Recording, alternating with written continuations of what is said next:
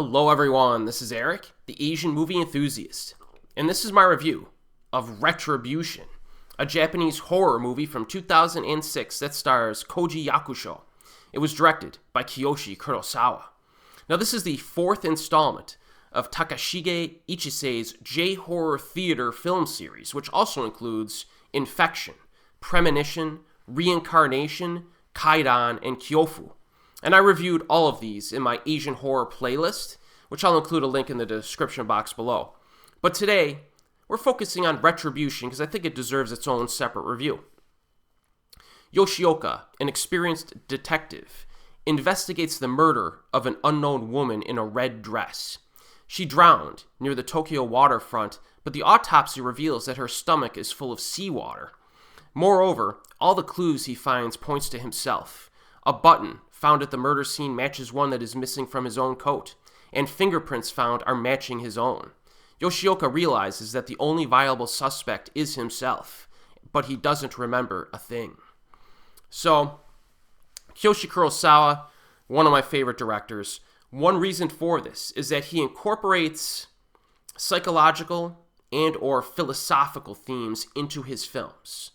So Pulse, you could describe as being about loneliness.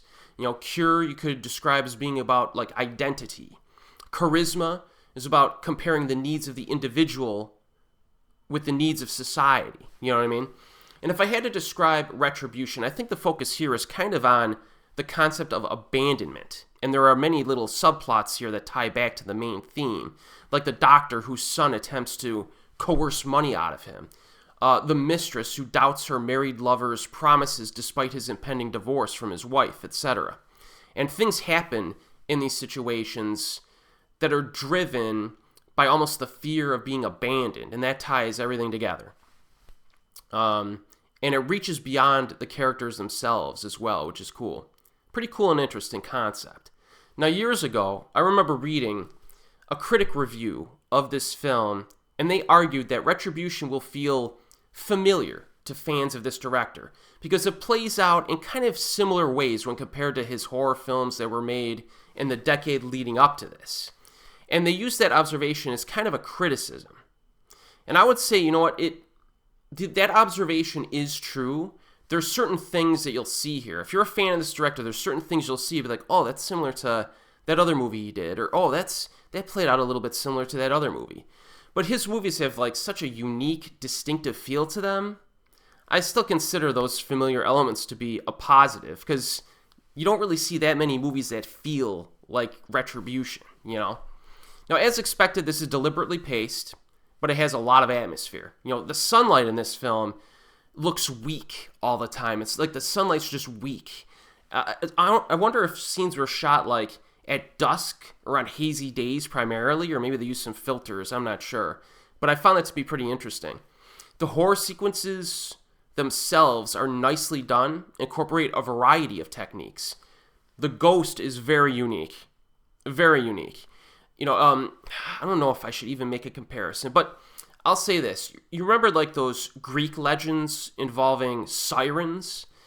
Well, this ghost is very different from that legend, but she's beautiful and sings.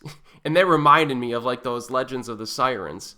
You do not see ghosts depicted like this very often in modern movies or movies in general. So I liked it. It was a nice how would you call it? Little splash of creativity. Now the opening scene is this creepy murder where a woman is drowned by a bad guy in a puddle. Very different, again. It's a wide shot, too, so whoever the actress was must have had serious breath-holding skills, because they just show her sitting in this water for a while. Throughout the film, we get some cool background shots, as well as some reflections in mirrors and puddles. My favorite shot is, the wall cracking scene, and you'll know when that happens. There is a thriller element to this, to add a little bit of dimension, a different dimension here, with police investigation of these murders that are happening. There's a cool stunt at one point, or visual effect of a man jumping off of a building. Reminded me slightly of Pulse, but it wasn't quite as impressive or emotionally impactful as that film, but it was still pretty cool.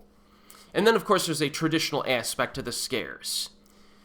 And the Japanese horror does have this traditional aspect in a lot of their movies that some people might feel is a little bit cheesy, just slightly cheesy at times. So this is not like an intense visceral horror. It's almost like a traditional horror movie. It's hard to describe, you know what I mean? But it's neat. It's neat. Now, I definitely recommend Retribution. Okay, now it's not quite as awesome as like Cure or Pulse, you know, if you're a fan of this director. But I think it's a good horror flick. And this was like one of his last official horror movies. You know what I mean? And I remember I was sad when they said he was moving on from horror after he did this. Yeah, if you want to round out your Kiyoshi Kurosawa horror experience, Retribution is a fine choice. It's currently streaming on Amazon. And as always, folks, I'll see you next time.